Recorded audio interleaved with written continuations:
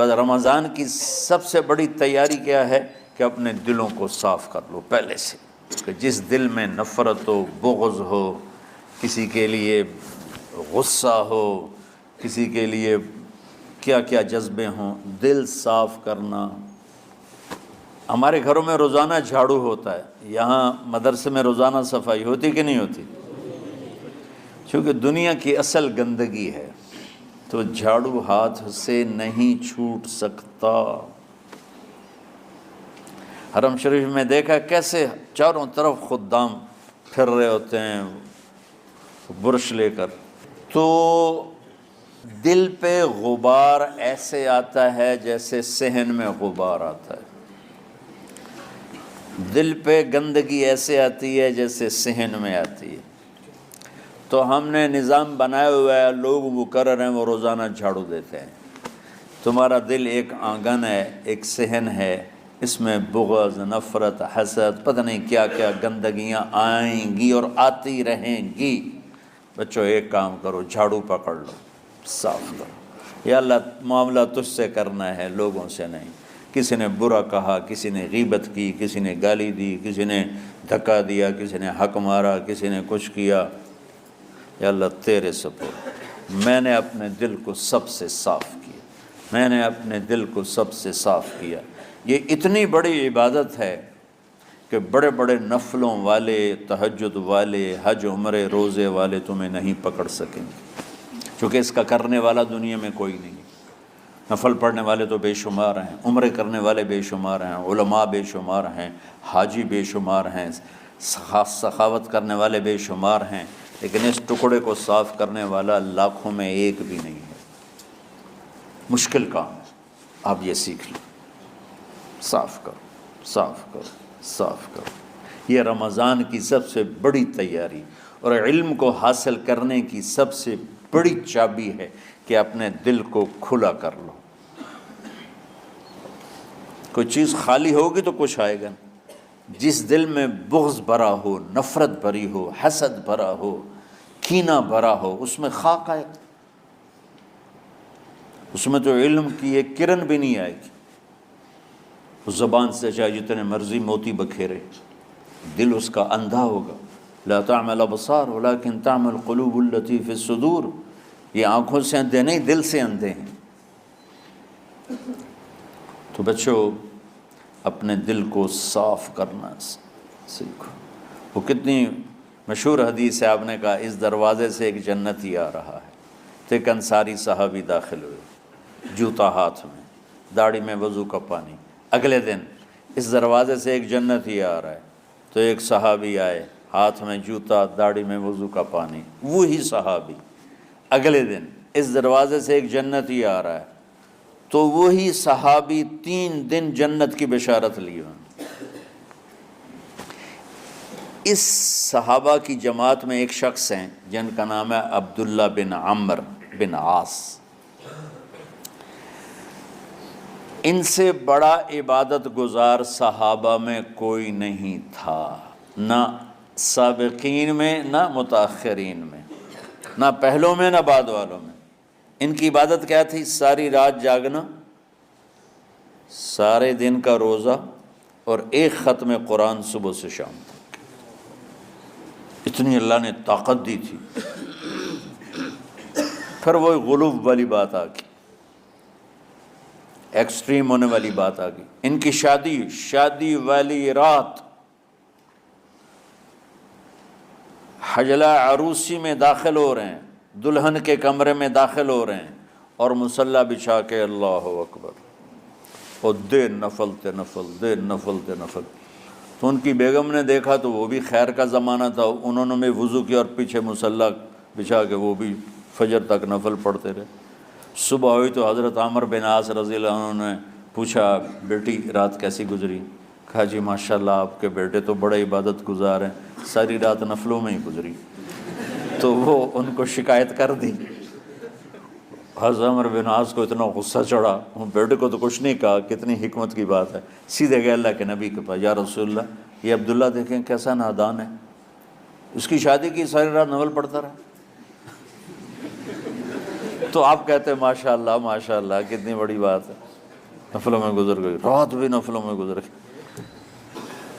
تو آپ نے حضرت عبداللہ بن عمر کو بلا کے ڈانٹا کہ تو نے مہینے میں 3 دن روزے رکھنے ہیں، بس اس سے زیادہ نہیں رکھنے، اور ہفتے میں 1 قرآن ختم کرنا ہے۔ کہا یا رسول اللہ میرے اندر طاقت زیادہ ہے۔ پھر اچھا 15 دن روزے رکھنے، کہ نہیں میرے اندر طاقت زیادہ ہے۔ آپ اس کو تھوڑا تھوڑا کر کے گھٹاتے رہے، اور وہ ہر دفعہ نہیں یا رسول اللہ میرے اندر طاقت زیادہ ہے۔ تو آخر میں آپ نے کہا اچھا چلو صوم داؤدی پہ آ جاؤ، 1 دن روزہ رکھو، 1 دن افطار کرو، اور 3 دن سے پہلے قرآن ختم نہیں کرنا۔ تو آپ نے اس کو پیچھے کیا۔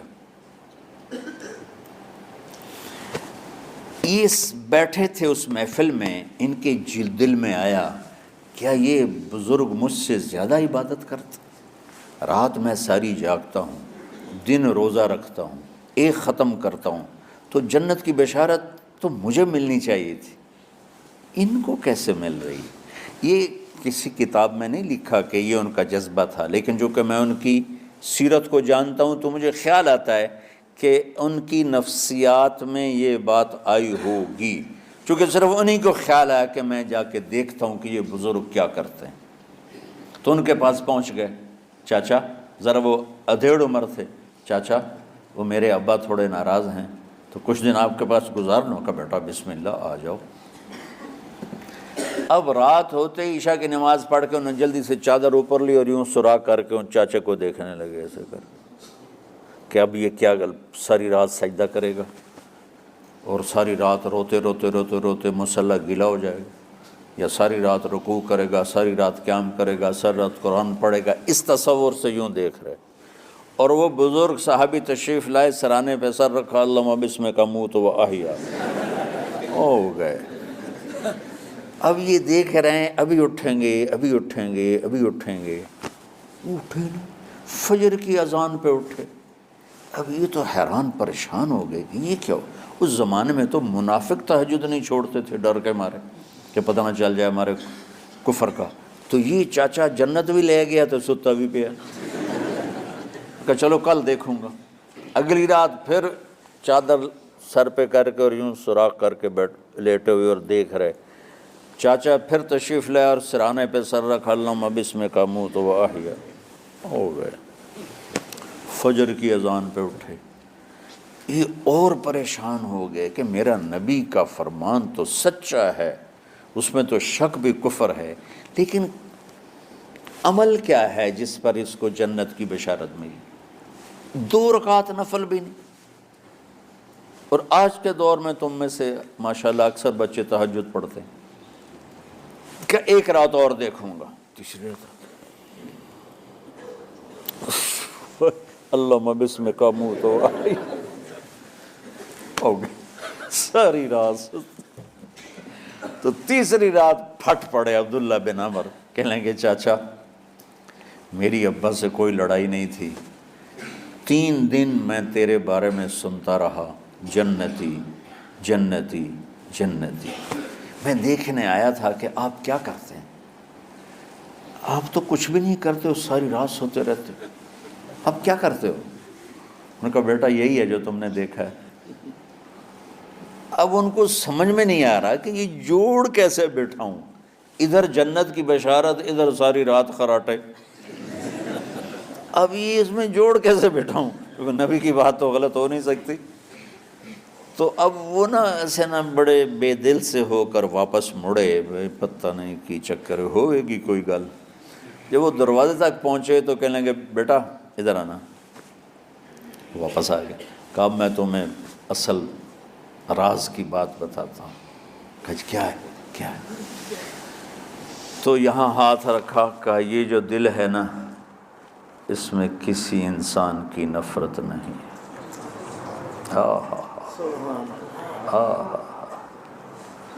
اور جب اللہ کسی کو رزق دیتا ہے، عزت دیتا ہے، مجھے کبھی حسد نہیں ہوا، مجھے خوشی ہوتی۔